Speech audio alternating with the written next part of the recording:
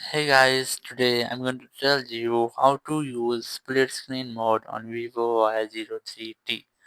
If you're using vivo Y03 and now you want to use split screen mode, so let's see how can you do this.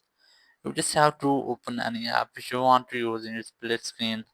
As I have opened, now scroll down in control center and you will get the split screen option here. Just tap on it and then select the other app which you want to use in split screen, something like this.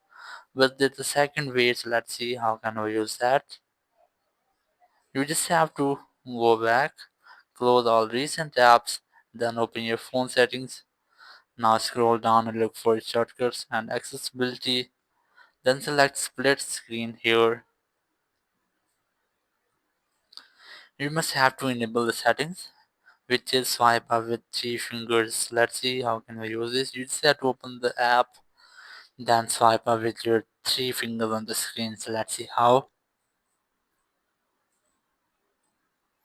It will enable the split screen mode. You just have to open the second app which you want to use in your split screen. So that's how you can easily use split screen on vivo Y03T. Thank you very much for watching the video. Until next video, bye bye.